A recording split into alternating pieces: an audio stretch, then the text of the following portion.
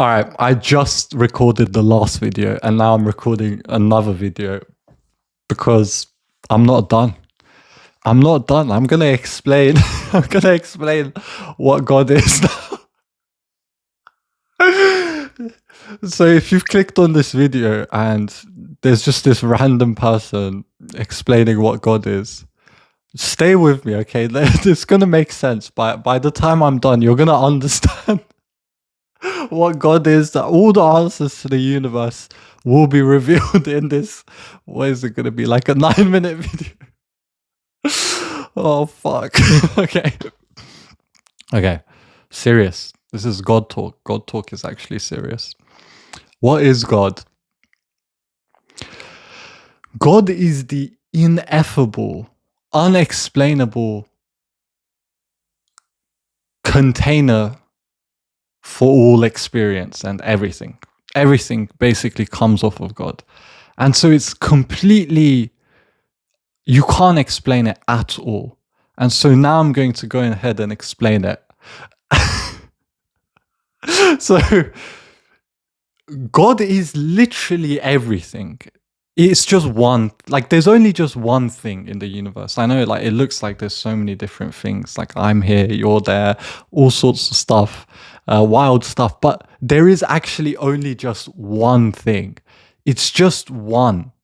Just one thing. That sounds crazy, right? But you can actually see this for yourself because you are also that one thing.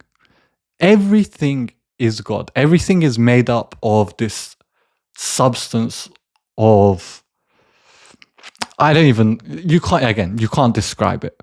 But it sounds so woo-woo or mystical, or like if you're like a skeptic, or I don't know how a skeptic would click onto this video, but if you did click onto this video and you're a skeptic, you're probably thinking like, what is this person talking about? Everything's just one thing, but I'm literally right here and my water bottle's over there. How could it just be one thing? Are you telling me that my water bottle and me are the same thing and we're both God?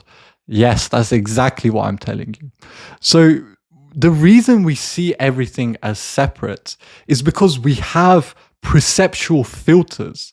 We're always making assumptions about our world. Like, we're not actually seeing it clearly for what it is.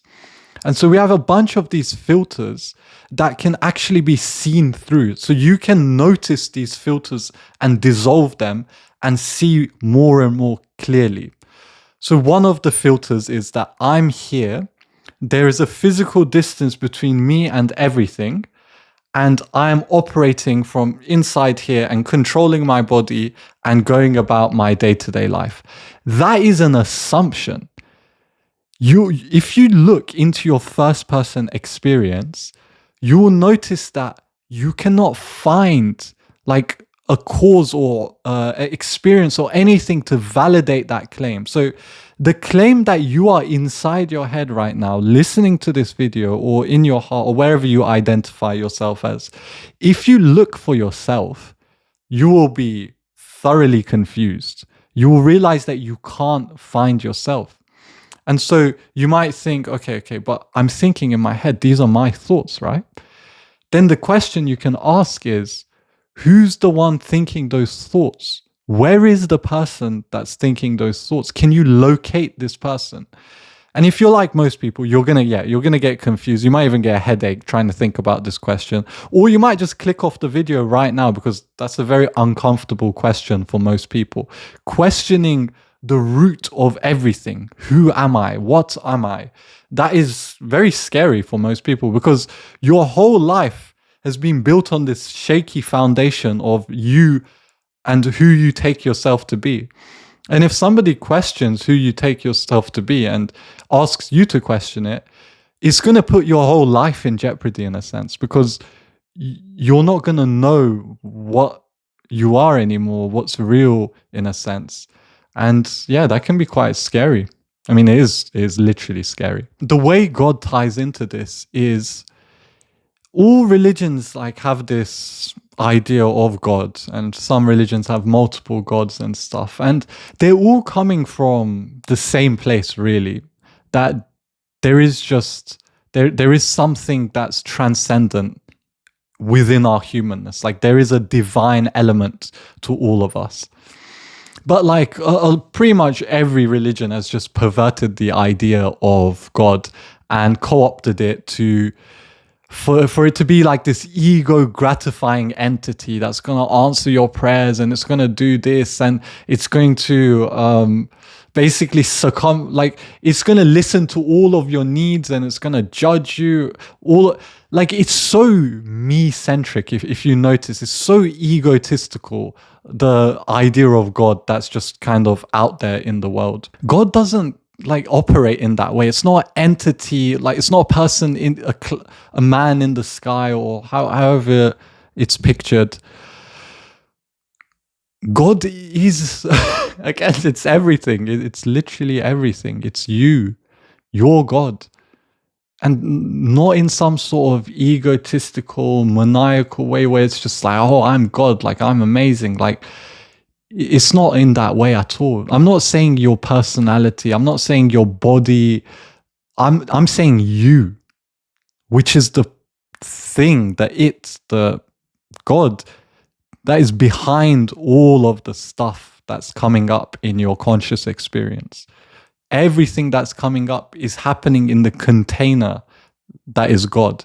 God allows there to be stuff. So when in the Bible they said, "Let there be light," and then there was light. God is the thing that allows light. Just all the like different things that you see in the world, the background context of that is God. And yeah, how do you realize this? Like, how do you see yourself as God, or wake up to the fact that you are God? Meditation, psychedelics, dancing. Yeah, dancing's pretty good as well. What else is there? Complete surrender. So just you have to be able to let everything go to even glimpse God, to be honest. You have to let go of your beliefs, who you take yourself to be, all of this pride, all of this stuff all the ways you build yourself up. You need to break yourself down to be able to see what's behind. Like, why should you even care about this? To be honest, that's like a question that just comes to mind. Like, if you've listened this far and yeah, you're a skeptic, or you're just like, what the fuck is this guy talking about? Like, it seems kind of interesting, but he still seems like a pretty sick fuck. You might be thinking, like, what's the point of all of this? Like, why even question this stuff?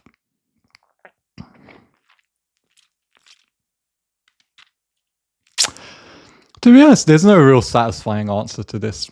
Now that I just thought about it, if you're gonna question it, you're gonna question it. It's one of those things. If something like feels missing, if you feel like the world isn't quite what it seems, like you're in the Matrix or something, and you don't, it doesn't all quite fit as it should. You're suffering and you don't know why. This question of what is God and who am I can be the thing that will set you free. And that's probably why anybody questions it, because they're both curious and something's also missing. You feel disconnected. You feel homesick. No matter where you go, you feel homesick.